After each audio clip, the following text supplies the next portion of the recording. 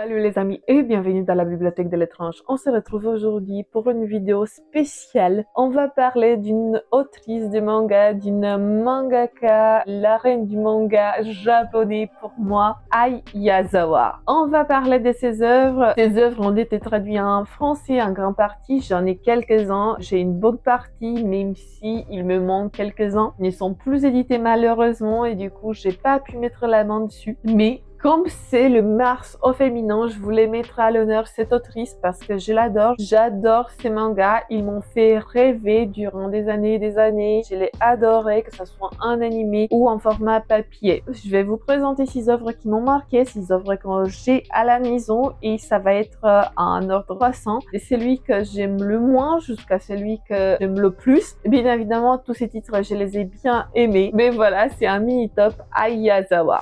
On va commencer de ce pas avec le premier titre qui s'appelle Marine Blue. Dans cette histoire, on suit Haruka. C'est une jeune lycéenne qui a peur de l'eau. Quand elle était enfant, elle a failli se noyer, mais elle a été sauvée par un gars qui s'est transformé plus tard en son meilleur ami, un de ses meilleurs amis, et pour lequel elle a développé des sentiments. Malheureusement, quand elle était enfant, elle a eu une meilleure amie qui aimait à son tour ce gars. Elle a demandé à Haruka de faire rapprochement entre elle et ce gars, mais pourtant Haruka, ayant des sentiments très forts, elle n'a pas pu le faire. C'est qui lui a valu des brimades de la part de tous ses compagnons de classe. Et au-delà de ce fait, le gars qu'elle aimait, enfin ce gars à cause duquel elle s'est pris des brimades, il est parti à l'étranger, il me semble qu'aux États-Unis, pour faire du surf. Et en prime, il lui a laissé son chien Dolphin. Les années sont passées. Haruka, elle a grandi. Elle est maintenant dans un lycée catholique pour filles. Elle a encore développé une relation amicale avec une fille, ce qui n'était pas forcément facile pour elle étant donné son pédigré, son passé quoi. Mais le passé la rattrape et ce gars qu'elle aimait et qui lui a laissé Dolphin, le chien, il est de retour en ville. À partir de là, une relation d'amitié un peu tumultueuse s'installe. J'ai beaucoup aimé. Par contre, il y a un élément un peu malaisant dans cette histoire parce que le cousin de Haruka, il est amoureux d'elle et il y a une relation un peu malsaine qui s'installe dans certains tomes. Ça, c'est pour moi le seul point négatif de cette histoire, sinon peut-être il aurait été plus haut dans le top. Mais voilà, vous êtes avertis. C'est une histoire en 4 tomes et c'est disponible en français chez Delcourt, Tonkam. Moi, je l'ai trouvé en espagnol à l'époque quand ces œuvres, ils n'étaient pas édités chez Planeta Comics. Si jamais vous parlez espagnol, n'hésitez pas à vous le procurer en espagnol parce que je trouve que le format papier espagnol, il est d'une meilleure qualité que le français, mais c'est juste mon avis. On va passer maintenant à notre titre de cette mangaka qui s'appelle « Je ne suis pas un ange ». Dans cette nouvelle édition, il est en 4 tomes. Moi, j'ai le format espagnol qui est des meilleures factures, qui a des pages en papier glacé, et aussi le tome 2 en format français parce que je ne l'ai pas trouvé en format espagnol malheureusement. Dans cette histoire, on suit encore des lycéens, décidément. Ai Yazawa, elle sait mettre le contexte, elle fait des histoires sur des lycéens qui sont vraiment profonds, qui sont morts. En tout cas dans cet récit, on a une héroïne loufoque qui est très exubérante, qui est très marrante, qui profite de la vie, pas comme les prochaines héroïnes, plus ou moins, parce que plus le trait d'Ai Yazawa se développe et plus la noirceur des personnages est de plus en plus présente. Les personnages sont de plus en plus tourmentés, de plus en plus dépressifs, on pourrait dire également, parce que si vous connaissez un peu l'histoire d'Ai Yazawa, vous savez qu'elle souffrait de dépression et ça se voit au fur et à mesure dans ses récits, parce qu'au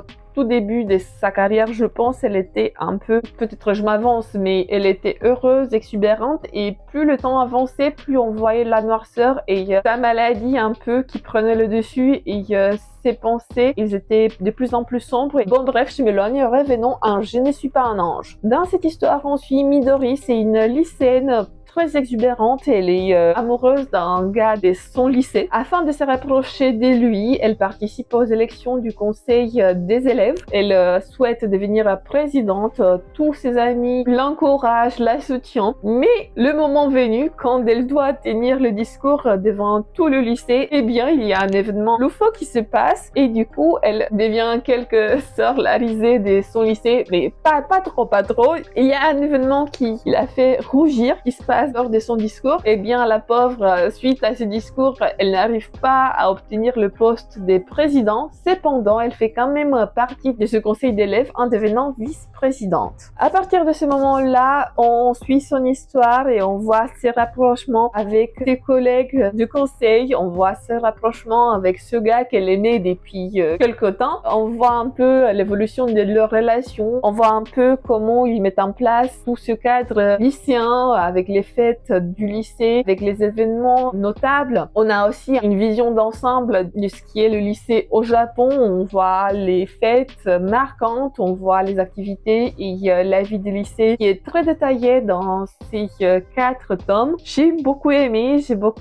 L'héroïne, elle est solaire. Elle a le sourire dans la plupart des cas. De toute façon, elle est souriante, elle est brillante du point de vue social. Elle sait faire rire les gens et elle sait tisser des liens. Elle arrive même à faire sortir de sa coquille une de ses camarades du conseil d'élèves et c'est du bonheur en fait. Ce manga, c'est juste du bonheur. Je ne suis pas un ange d'Aizawa. Si vous voulez une œuvre qui est feel good, un manga feel good qui ne rentre pas dans le côté obscur de la vie, disons, n'hésitez pas à lire Je ne suis pas un ange d'Aizawa. On va continuer avec les histoires de lycée avec Gokinjo, une vie des quartiers. Moi, j'ai les 2 premiers tomes dans ce format à l'ancienne et la suite dans le nouveau format, mais dans le format espagnol avec les pages en papier glacé. Dans cette histoire, la donne s'inverse un peu parce qu'on n'est pas dans une histoire où l'héroïne, elle est solaire. Elle est quand même enjouée, elle rapporte le bonheur à ceux qui l'entourent, mais pourtant elle a des soucis, elle a des peines de cœur, elle souffre en silence à cause de son entourage, de sa famille, de ce qui se passe au sein de sa famille, dans son cercle proche. Elle a un rêve, elle rêve de devenir designer et d'avoir sa propre marque de vêtements et pour ça elle va donner le meilleur d'elle-même. Dans son lycée, dans cette école de mode, elle va donner le meilleur d'elle-même, elle va créer des vêtements qui lui ressemblent, des vêtements atypiques qui la font rêver et elle va faire des rencontres qui vont lui changer la vie. Elle va se faire des amis qui seront des amis pour la vie. Elle va rencontrer par la même occasion l'amour de sa vie, même si elle le connaissait depuis son enfance. Je ne vais pas trop rentrer dans les détails, mais c'est une œuvre qui se savoure, c'est une œuvre qui met en avant le bon côté de la famille, mais aussi c'est ce côté un peu sombre. Il n'est pas noir, c'est pas un côté noir, c'est pas un côté très dur, mais on voit aussi tous les ficelles qui ont fait d'elle être qu'elle est aujourd'hui. On voit comment elle s'est battue pour son rêve et pour ce qu'elle désire. C'est un manga très chouette, il a été adapté en animé et l'animé c'est un peu à l'ancienne, les dessins ils sont vraiment un peu à l'ancienne. Si vous le trouvez, accrochez-vous bien parce que bon, c'est pas avec les mêmes normes d'aujourd'hui, mais en tout cas c'est un récit très chouette et je vous le recommande. Si vous le trouvez en occasion ou si vous pouvez vous le procurer dans la nouvelle édition, n'hésitez pas. Gokinjo d'Aizawa, c'est une valeur sûre. On arrive maintenant dans le top 3 des meilleures lectures d'Aizawa et la 3e position est occupée par Paradise Kiss qui est la suite directe des Gokinjo. En fait, on suit ici les descendants des premiers héros. Il y a même Mikako, l'héroïne des Gokinjo qui fait son apparition ici. C'est la grande sœur d'une héroïne. Cependant, dans cette histoire qui devient plus sombre, comme je vous ai dit, on voit une évolution de la plume et des pensées d'Aizawa. C'est une histoire douce amère. Parce que disons, tout se finit bien, mais pourtant il y a un goût de « Ah, ça aurait pu se finir différemment pour nos protagonistes, pour nos personnages, même si, bon, la fin est ce qu'il est. J'ai beaucoup aimé, ne m'entendez pas mal, mais j'ai eu quand même une petite touche de mélancolie, un petit sentiment de « Ah, une petite tristesse. Je sais pas comment vous l'exprimer, mais c'était pas une fin tout à fait heureuse pour moi. C'était une fin des ainsi va la vie. Il y a des hauts et des bas. Il y a des choses qui se passent et qui nous font prendre des tournures et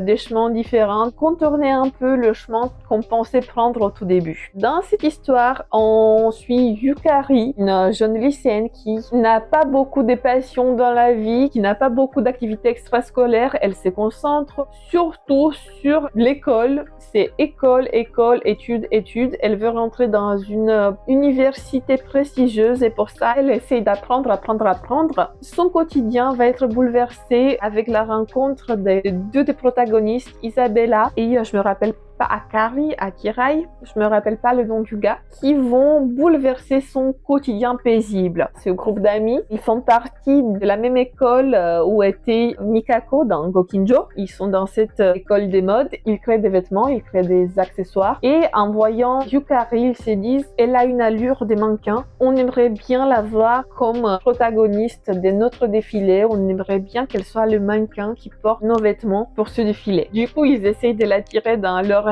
cercle. Il y a Georges, ce personnage charismatique qui est le designer, disons, principal de ce groupe, qui fait des accessoires et des vêtements incroyables. Elle est attirée par son charme et une passion dévorante va s'installer et on va connaître les déboires de l'amour, la tristesse. Ça va être un récit profond. On est ici dans un récit initiatique, dans un récit où on voit le développement d'une héroïne, on voit le développement de son psyché, le développement de sa perception du monde qui l'entoure, parce que de cette fille qui ne faisait rien, qui n'avait aucune passion, elle se rend compte que potentiellement elle a trouvé sa voie, son chemin dans la vie et elle doit lutter pour prendre pied, elle doit lutter pour réaliser ses rêves. Et c'est Douce Amère, c'est une histoire qui m'a fait un peu mal au cœur par son développement, mais je l'adore et je vous recommande. C'est une histoire comme Ayazawa, Le Secret. Moi, j'ai cette histoire dans un format complet. J'ai tous les tomes, tous les 6 tomes, si je me trompe pas. Mais normalement, vous pouvez le trouver s'il est encore accessible, parce que j'ai vu qu'il n'y a pas beaucoup de rééditions. Un format simple. Et pareil, si vous lisez de l'espagnol, il y a une magnifique édition qui vient de sortir, n'hésitez pas, ou sinon en anglais. J'ai vu qu'il y a aussi le format en anglais. Par contre, je sais pas ce qu'il vaut en termes de qualité de papier, parce que l'histoire est la même et qu'elle est incroyable. Le numéro 2 dans mon top est Last Quarter. Je pense que ce qui m'a attiré dans cette histoire, c'est plutôt l'idée des mondes parallèles, de hantises qui se dégagent, de cette idée du mystère. C'est une thématique que j'ai vu rarement être abordée dans des mangas, notamment dans des histoires d'Ayazawa. Et quand je l'ai lu, j'ai été vraiment sous le charme. Moi, j'ai le format intégral en espagnol, mais vous pouvez le trouver en 3 tomes chez les éditions Del Curtoncam. Dans cette histoire, on suit une jeune fille qui a 17 ans. Vous voyez, ça avance un peu. Même si c'était une histoire qui était écrite avant Paradise Kiss. Elle a été trompée par son petit ami. Son petit ami l'a trompée avec sa meilleure amie. Du coup, c'est pas la meilleure ambiance. D'ailleurs, à la maison, pareil, c'est pas la meilleure ambiance. Son père s'est remarié. Il a une nouvelle fille. Il a une deuxième fille. Et du coup, elle se sent un peu exclue, elle se sent un peu marginalisée et le fait que son mec l'a trompée, ça a rempli le verre il a débordé. Du coup, elle se décide de partir, de fuir de la maison. Lors de cette fugue, elle rencontre un gars, un guitariste qui s'appelle Adam. Elle vit une histoire passionnante avec lui pendant 2 semaines, sauf qu'à un moment donné, le gars, il se casse et elle s'emparait, elle essaye de le chercher, mais elle a un accident de voiture et elle tombe dans le coma. L'histoire se poursuit à partir de là parce qu'il y a des petits enfants qui rentrent en scène et on suit un peu cette petite enquête, on suit un peu ce qui s'est passé pendant ces 2 semaines entre Mizuki et Adam. Et je vais pas vous dire plus parce que sinon je vais vous spoiler, mais en tout cas j'ai beaucoup aimé cette touche des fantastiques, des paranormales qui a été inclus par Ayazawa. C'était un vrai délice. Je pense que si elle n'aurait pas écrit mon numéro 1, le manga qui est toujours dans mon cœur comme le meilleur titre jamais existé, Last Quarter aurait été numéro 1 aussi. Mais en tout cas, je l'ai beaucoup aimé et je vous le recommande chaudement. N'hésitez pas de lire Last Quarter. Et maintenant, je pense que vous savez quel est mon numéro 1, quel est mon manga préféré d'Ayazawa. Je pense que c'est aussi le vôtre si vous avez lu ses œuvres. Et je parle bien évidemment de Nana, ce manga qui a 21 tome et qui m'a brisé le cœur plein de fois. Un animé, un manga. C'est un pur délice, mais en même temps, il me fait sombrer dans la dépression parce qu'il y a des thématiques tellement dures qui se consolident dans ce manga que je ne peux pas vous le recommander. Il est tellement complexe, tellement plein de sens et d'émotions qu'il ne pouvait pas être que le numéro 1 dans mon cœur. Je l'adore, je l'adore, je l'adore. Cette fois-ci, on est avec des jeunes femmes, deux jeunes femmes qui s'appellent Nana, qui portent les mêmes noms. Elles se sont rencontrées dans un train par hasard. Nana, Hachi pour les intimes. Elle a raconté toute l'histoire de sa vie à Nana la roqueuse pendant le trajet de train et après, elles se sont perdues des vues. Mais lorsqu'elles cherchaient un appart, elles se sont rencontrées, elles ont décidé de prendre le même appart en colocation et de partager leurs rêves, leur vie, partager leur quotidien et leur existence. Et c'est dur, c'est triste. C'est poétique, on voit le quotidien de ces deux femmes, une femme qui est exubérante, plein de vie, qui a un cœur d'artichaut, Hachi, je parle de Hachi bien évidemment, qui tombe amoureuse chaque fois d'un gars qui ne la mérite pas, chaque fois elle tombe amoureuse de gars qui ne la respectent pas, qui ne l'aiment pas pour ce qu'elle est, et elle finit toujours avec le cœur brisé en 1000 morceaux, et bon, c'est un peu sa faute aussi parce qu'elle ne sait pas les choisir, mais pourtant elle a beaucoup d'amour à donner et elle ne reçoit pas beaucoup en retour. Tous ces amours finissent d'une manière catastrophique. Même ces relations, elles sont pas saines, elles sont dures. Encaissées pour la jeune femme. Quant à la Nana, la roqueuse, elle vit un amour pur, un amour qui s'est développé depuis son jeune âge, depuis disons son lycée. C'était son premier amour qui est parti devenir un rockstar en ville et qu'il a abandonné pour réaliser son rêve. Nana, elle va partir aussi à la recherche de son propre rêve et il va le rencontrer, re-rencontrer. Elle va rencontrer l'amour de sa vie, sauf que bon, les aléas de la vie font que ce gars n'était pas pour elle. En tout cas, il ne sait pas la préserver, même s'il l'aimait. Il ne savait pas se mettre des limites. Et tout le monde va souffrir de ses actions. Tous les personnages sont des personnages brisés. Je pense qu'ici, on a vraiment des individus qui font partie de ces personnages qu'on pourrait mettre dans la vraie vie, qui sont des reflets des situations et des mœurs ambiantes. Des personnages réels, en chair. C'est pas des personnages caricaturaux. Chacun a son psyché, chacun a sa personnalité propre, un parcours de vie complexe et on voit pourquoi ils sont comme ils sont. On voit leur passé qui les a fait baver, mais baver dans les pires des termes. Tout le monde est brisé ici. Tout le monde est brisé. Il n'y a pas un qui arrive vraiment à avoir un bonheur absolu. J'adore ce personnage de Nana. J'adore Nana la roqueuse. Le personnage qui est ici sur la couverture. Le personnage masculin qui me plaît le plus dans ce récit, c'est